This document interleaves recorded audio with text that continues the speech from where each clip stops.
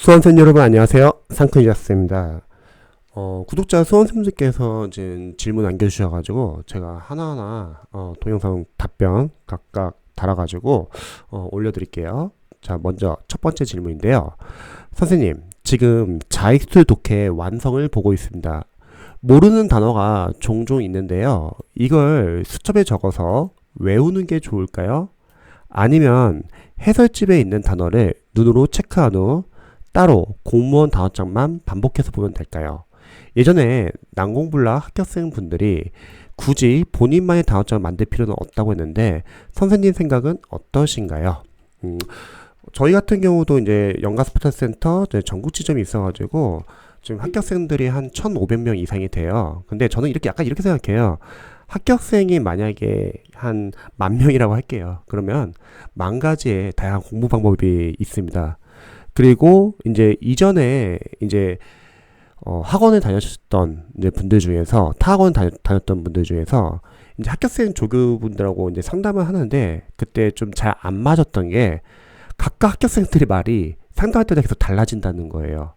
그래서 합격생들의 케이스는 그냥 그 케이스로서 참고하시면 좋을 것 같아요. 저는 이제 영어 강사로서 좀 답변을 드릴게요. 자, 첫 번째는 모르는 단어를 독해를 하면서 모르는 단어를 수첩에 적어서 외우는 게 좋을까요? 저는 약간 이렇게 알려드릴게요. 우선 저는 독해용 어휘 노트라고 해요. 독해용 어휘 노트를 하나 만드는 거예요. 이 독해용 어휘 노트는 앞면에는 나중에 영어도 영어 연도비 외출이 중요합니다. 공무원에서는 계속 나왔던 포인트들이 반복돼서 나오고 특히 공무원 영어에서는 독해가 상당히 중요하거든요. 근데 독해에서 마지막 싸움은 독해 지문에 쓰이는 어휘들을 많이 아냐 모르냐의 싸움이에요. 그래서 앞면 같은 경우는 이제 기출을 풀거나 또는 동형 모의고사를 풀면서 어휘나 생활영어 문제를 풀 거예요. 그럼 거기서 모르는 단어들을 노트 정리해 주는 거예요. 앞면에. 그럼 반면에 이제 뒷면 노트 뒷면에는 기출이나 또는 독해 교재에서 독해 지문에서 쓰이는 모르는 독해용 어휘를 정리하는 거예요.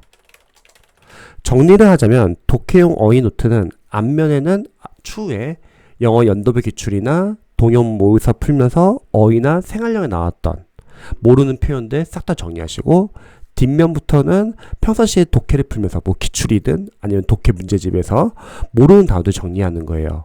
이게 독해용 어휘 노트입니다.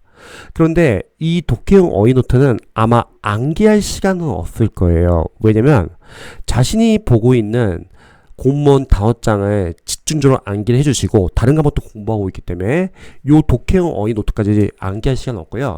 대신 이 독해용 어휘 노트는 자투리 시간에 눈으로 봐주시면 좋을 것 같아요.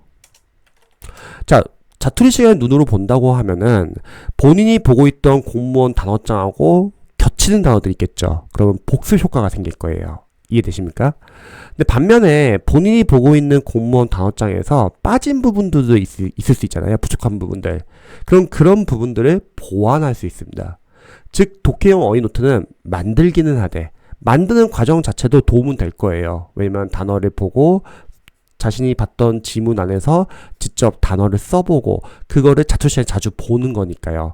그리고 자투리 시간은 정말 다양해요. 뭐 쉬는 시간, 점심시간, 저녁시간 08 클래스라고 하면은 뭐 1교시부터 8교시까지 앞에 5분씩 넣어도 좋습니다.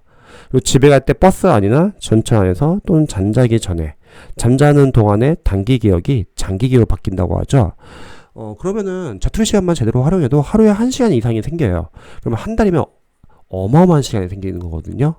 그래서 이러한 독해용 어휘 노트는 만들 때 암기는 하지 말고 자투리 시간에 눈으로 보시면 좋을 것 같습니다.